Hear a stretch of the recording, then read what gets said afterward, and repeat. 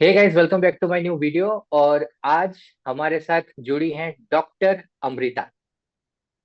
इन्होंने FMG first attempt में clear किया है। एंड कितने मार्क्स आए हैं, इन्होंने कहाँ से पढ़ा है, इनके बारे में जो भी हम जानना चाहेंगे हम उनके ही मुंह से सुनेंगे। So over to you doctor. Thank you, Bhaiya, first of all, for having me. And my name is Amrita Batham, and I graduated from Chuba State Medical University. And I cleared my FMG with marks 176 in my nice. very first attempt. Good. तो पहले मैं आपसे पूछना चाहूंगा कि हिंदी में ही बात करते हैं। हिंदी कंफर्टेबल है ना? हाँ हाँ, हाँ, हिंदी हिंदी में करते हैं, कंफर्टेबल। आराम से एकदम ओपनली बात होगा। ओके। ओपनली। सबसे पहले मैं आपसे पूछूंगा कि जब आपने पेपर दिया, कि पहला अटेम्प्ट था, ऐसा भी नहीं कि हाँ, आपने पहले पेपर दिया होगा, तो जब आप पेपर दे रहे थे, पेपर वन आपको कैसा लगा, पेपर टू कैसा था, आप थोड़ा पेपर का रिव्यू दीजिए। सबसे पहले तो मतलब फर्स्ट पेपर के बाद मेरे को टफ लगा था फर्स्ट पेपर। तो मैं थोड़ा मतलब डीमोटिवेट हो गई थी फर्स्ट पेपर के बाद कि पता नहीं मतलब इतना अच्छा नहीं गया था फर्स्ट। लेकिन फिर जब सेकंड दिया तो सेकंड अच्छा गया था। तो हम्म। उसमें लग रहा था कि मतलब हो जाएगा। तो बाकी लेकिन पेपर ये नहीं पता था पेपर कि पास होंगी। हाँ, वो तो हाँ पता रहता नहीं है। वो तो आधा टाइम तो इंसान जब पास हो जाता है उसके बावजूद उसको लगता है कि मैं पास हूं ना, एक बार फिर से वापस रोल नंबर चेक कर दूं, क्या पता मैंने हाँ ऊपर का तो हाँ, नहीं देख लिया, मैंने मैंने नीचे का तो नहीं देख लिया। पास हाँ का तो मैंने पता 10 नहीं, बट बार चेक किया।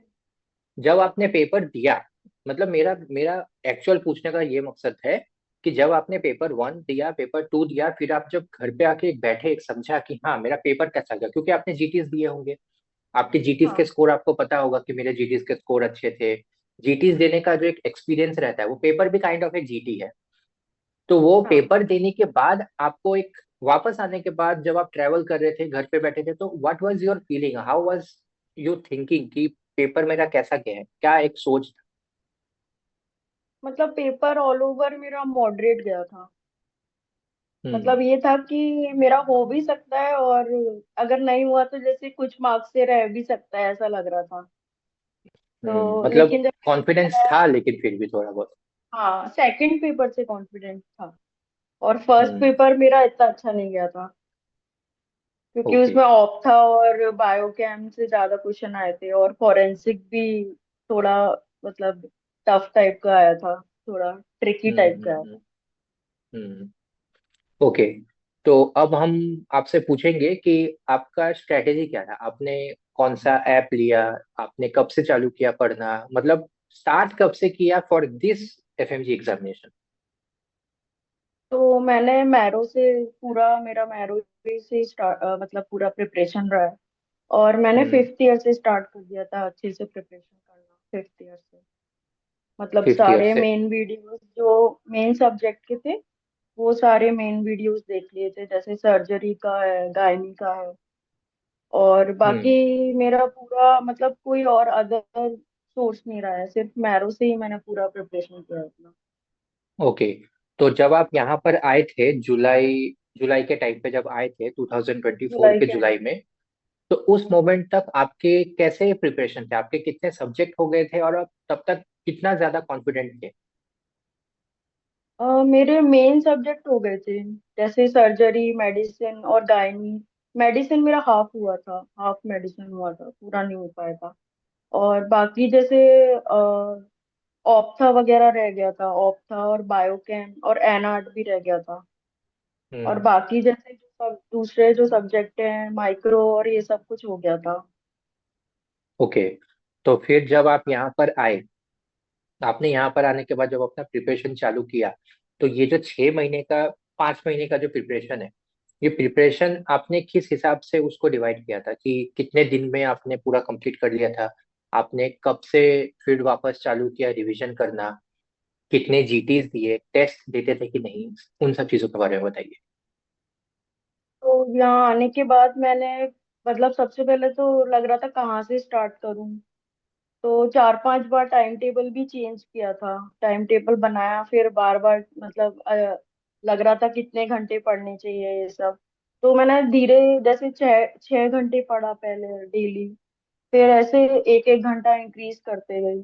जैसे फिर 7 घंटे ऐसे, मतलब मैंने ज्यादातर 9-10 घंटे डेली पढ़ाई की है, मतलब एक भी दिन स्किप नहीं किया, कंटिन्यूटी हम्म। रखी है डेली डेली। और जैसे कंटिन्यूटी बहुत हाफ टाइम इंपॉर्टेंट है। डिवाइड, बहुत इम्पोर्टेंट है। और हम्म। हाफ टाइम मतलब ऐसे डिवाइड कर लिया था, जैसे लाइब्रेरी में पढ़ती थी मतलब मॉर्निंग टाइम पे, उसके बाद हम्म। इवनिंग टाइम में मैं घर में पढ़ती थी। ऐसे मतलब ओके। जैसे अपन लोग प्लेस चेंज करते हैं तो और ज्यादा मतलब बोरिंग नहीं लगता पढ़ने में। हम्म। हाँ, दिमाग सैचुरेट और नहीं होता है एक जगह बैठ बैठ के बार बार। हाँ, हाँ, हम्म। तो उससे थोड़ा, और मतलब थोड़ा ऐसे, थोड़ा फन टाइप का पढ़ा था, मतलब जैसे साइंटिफिक टाइप से स्टडी करते हैं, ऐसे नहीं तो बोर लगता है बहुत ज्यादा। जैसे यूट्यूब का हम्म। वीडियो देख लिया बीच बीच में, ऐसे हम्म। ऑस्मोसिस वगैरह का जो टॉपिक पढ़ा है, मतलब पहले अपने ऐप से स्टडी कर लिया, फिर उसको उससे भी देख लेती थी, लाइक चेंज हम्म। करने के लिए। थोड़ा सा आपका और मैंने, जो वीडियो है वो चेंज होता था तो दिमाग भी थोड़ा सा चेंज हाँ, होता था, डायरेक्शन चेंज होता हाँ, था। राइट। हाँ। और सबसे पहले तो मैंने गायनी से स्टार्ट किया था। हम्म। गायनी मतलब 2-3 बार रिवीजन हो गया था गायनी का। और मतलब जो माइक्रो है तो मुझे मैरो से समझ में नहीं आता था, मतलब मैरो में जो टीचर है तो वो प्रीति शर्मा मैम से किया था, यूट्यूब पे जो वीडियोस डले हैं उनके, बस वही देखे थे। ओके। बाकी पूरा मैरो से ही किया है। और आपके एमसीक्यूज और जीटीज के बारे में थोड़ा बताइए। हाँ, मैंने बस पी वाई क्यूज किए थे, नीट पीजी के और ये एफएमजी के कस्टम ओके। मॉड्यूल से, मतलब एफएमजी के तो पूरे ईयर वाइज कर लिए थे मैं, मतलब ऐप में जो दिए रहते हैं सारे। हम्म। और जो नीट पीजी के हैं तो मैं उनको कस्टम मॉड्यूल्स में करती थी, जैसे नाइट ओके। टाइम में करती थी एमसीक्यू। दिन के कितने और एमसीक्यूज हो जीटी जाते थे फिर भी? 100 हो जाते थे, 100 100 वन एमसी। फिफ्टी ऐसे डेली। हाँ। हम्म। और जीटीज? और जीटी 7-8 दे दिए थे मैंने जीटी, हर संडे को हम्म। देती थी मैं जीटी। हम्म। संडे का डे बना लिया था कि उस दिन जीटी देना है, और फिर जीटी उसके देते थे और दूसरे फिर दिन रिव्यू। रिव्यू कर। हाँ, उसके नाइस दूसरे दिन। नाइस। हम्म।